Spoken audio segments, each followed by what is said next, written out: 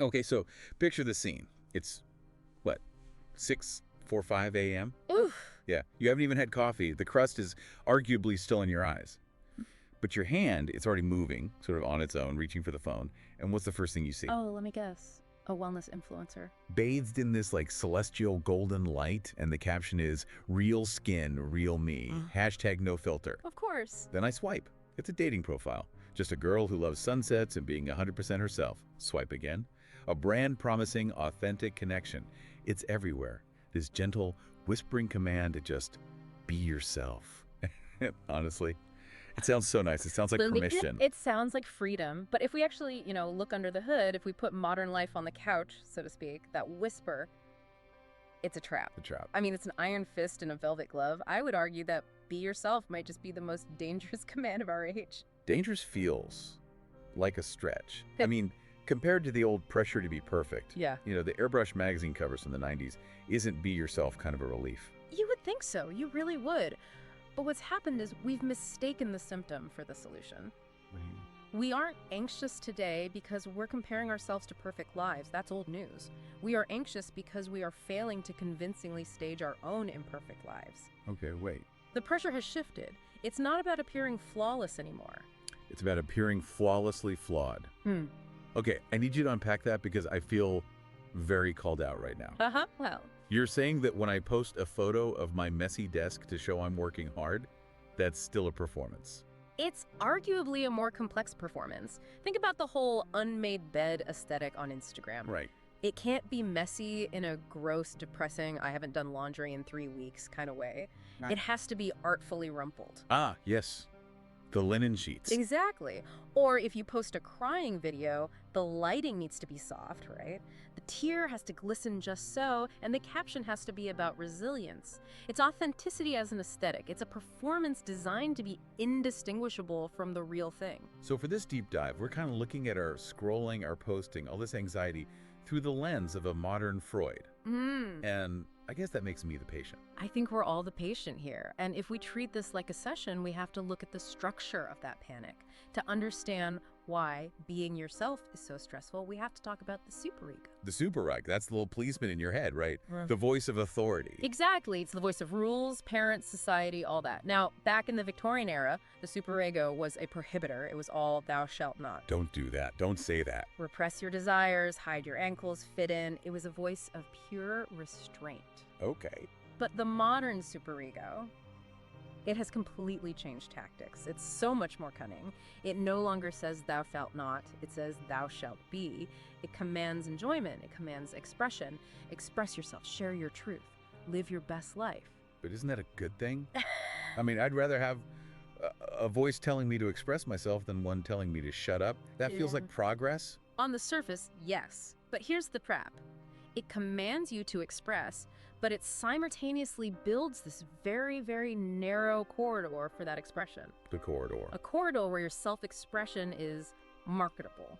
Right. It feels like we're choosing our identity, but we're actually just picking from a pre-approved menu. That's bleak. So I'm not actually free. I'm just selecting a flavor of freedom. Think about dating apps. They're the perfect digital confessional. You have to take the entire labyrinth of your unconscious mind, all your trauma, your hopes, your weird contradictions. And squeeze it into a 150-character bio and 6 photos.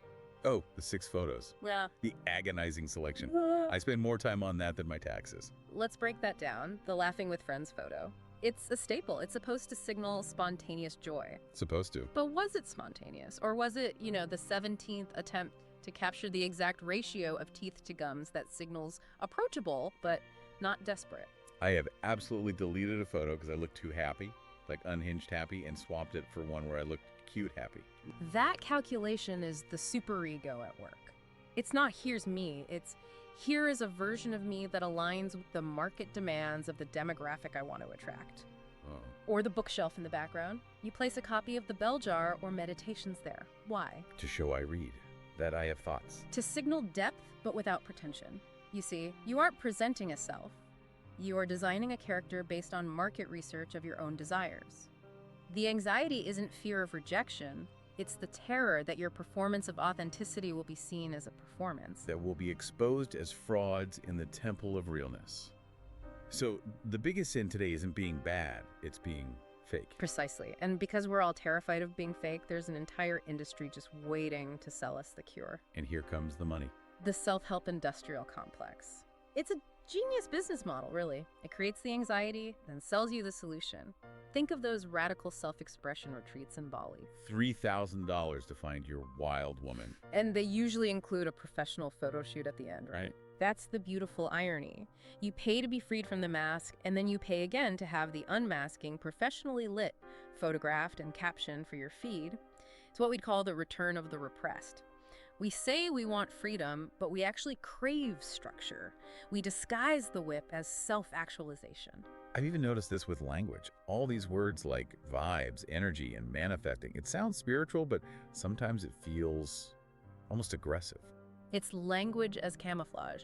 Manifesting sounds so empowering. I'm manifesting abundance. But what it really does is obscure the brutal mechanics of luck and economics and inequality. So. If you're poor or lonely, the logic of manifesting says it's not because of systemic issues, it's because your vibration is off. So it privatizes failure. If I'm struggling, it's my fault. I didn't believe hard enough. It turns the superego's judgment into a kind of spiritual inadequacy. You haven't truly been yourself.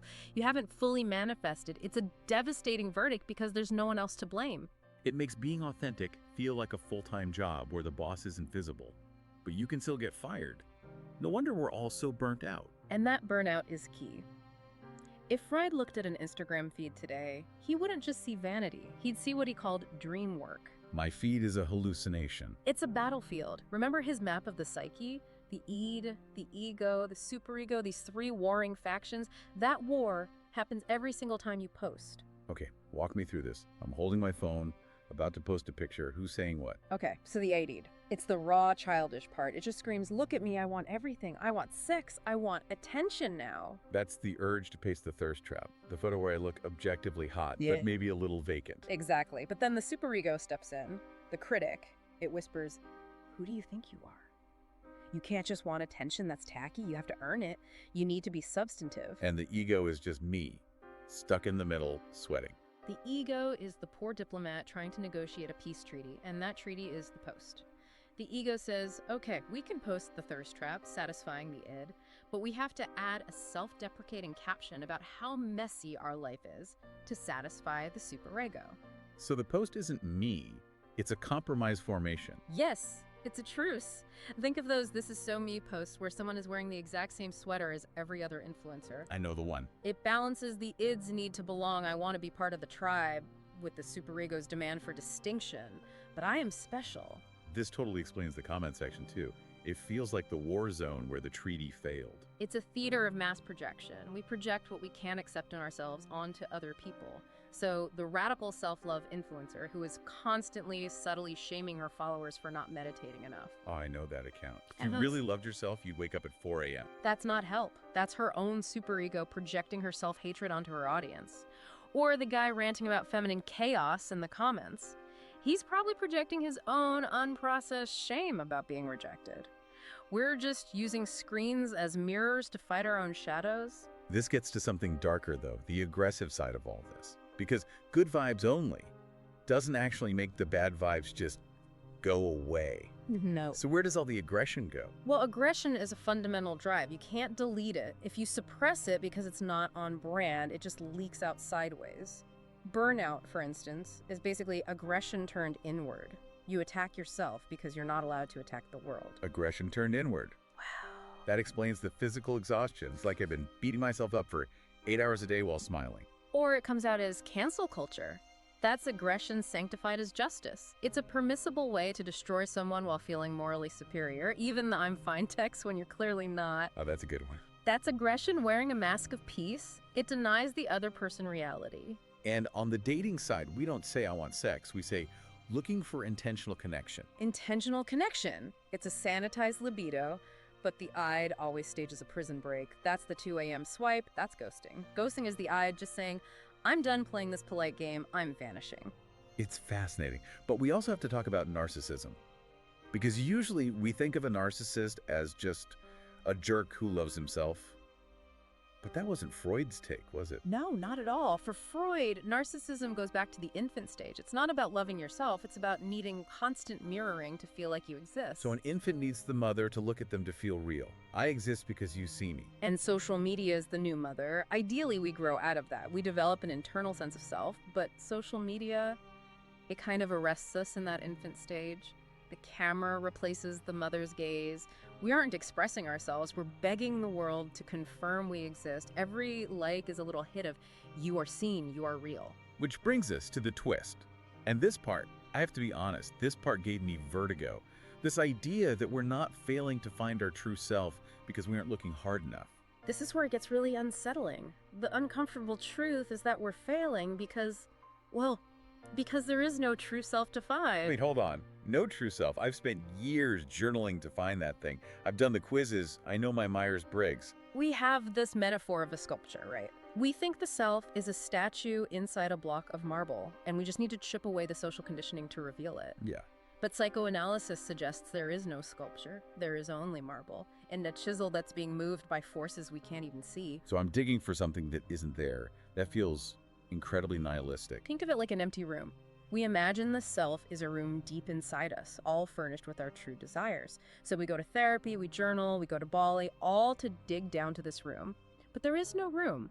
There's only the digging. That is terrifying. If there's no center, what am I? You're a structure, a pattern. Think of a whirlpool. A whirlpool is real, it's powerful, it has an effect, but there's no solid thing in the center. It's just motion, defined by conflict. So why do we do it? Why are we all so obsessed with being authentic if there's nothing there to be authentic to? Because the alternative is terror. The search for authenticity is actually a flight. We're fleeing from the realization that we might be hollow. We dig to avoid facing raw, formless desire. Explain that. Raw desire. Desire at its core doesn't really want specific things. It just wants to want. It's restless. It never stops. And that's scary. So we invented true self to act as a container. We say, I am a person who wants X. It stabilizes us. Journaling isn't excavation. It's fiction writing. You're creating a character to make sense of the chaos. So when I quit my job to follow my passion, I'm just moving the prison. You're changing the scenery, but the structure of wanting is still there. You leave the corporate job to become a potter, and suddenly you're obsessed with your Instagram metrics for the pottery. The whirlpool is still spinning. Okay, I need to take a breath. This is heavy. If there's no true self and authenticity is a trap, what am I supposed to do? What's the prescription? Well, Freud would never tell you to be yourself. For a whirlpool, that's useless advice. He would offer recognition. Recognition of what? Of the conflict. Stop trying to be transparent. Stop trying to be a perfect brand. Accept your opacity. You're a mystery, even to yourself. So instead of trying to resolve the fact that I want attention, but I also want to hide, I just watch it happen. Exactly. You witness it. Reframe your feed. Don't look at it and ask, is this real? Ask, what conflict is this performance trying to manage? Treat your own feed like an anthropological expedition into your unconscious. Like, oh, look, there's the I trying to get validation for my new haircut, and there's the superego making sure I include a book in the frame so I look smart. Precisely. It turns judgment into curiosity. The goal isn't to become some perfect, authentic being. It's to develop a relationship with your own messiness. To realize that the tear in the video is both real and performed, and that's okay. That doubleness is what makes us human. It's about being alive, not being real. Yes. The unconscious wants you to be alive, which means contradicting yourself, failing, slipping up. It wants the friction. I like that. The friction is where you live. It takes the pressure off. I don't have to solve the puzzle of me. I just have to live inside the puzzle. And that leads to a final provocative thought. It asks a dangerous question. What if the self isn't a noun? Not a noun. What if it's a verb? An event that happens in the space between what you want and what you allow yourself to want. That changes everything. It's not a thing I carry around, it's something I do. It's a process. And the most real moments, they're not the ones you post. Think about this image. That moment of hesitation. The thumb just hovering over the screen. Yes, you've taken the photo, the light is perfect, you've written the caption, but for a split second you don't post, you just stare. And in that silence, you feel the raw, unshareable wanting. You feel the gap between who you are and who you're about to pretend to be. And that silence, that's the only time we're actually real. That's the raw pulse of being. It's uncomfortable, it's empty, and usually we rush to fill it by hitting share. But if you can just sit in that hesitation for a moment, That's where the actual work is. But the performance will resume, won't it? Of course, we'll keep scrolling, we'll keep posting. But maybe, just maybe, next time you hover over that button, you'll wink at yourself. You'll see the machinery. And you'll know that the you on the screen isn't the whole story. It's just the marble. Not the sculpture. Because there is no sculpture, just the digging. Just the digging. Now I'm going to go stare at a wall for a while and think about my whirlpool. Thanks for going deep with us today. My pleasure. And to you listening, next time you see that Be Yourself sticker, maybe just ask, which to self? And see what happens. Catch you on the next deep dive.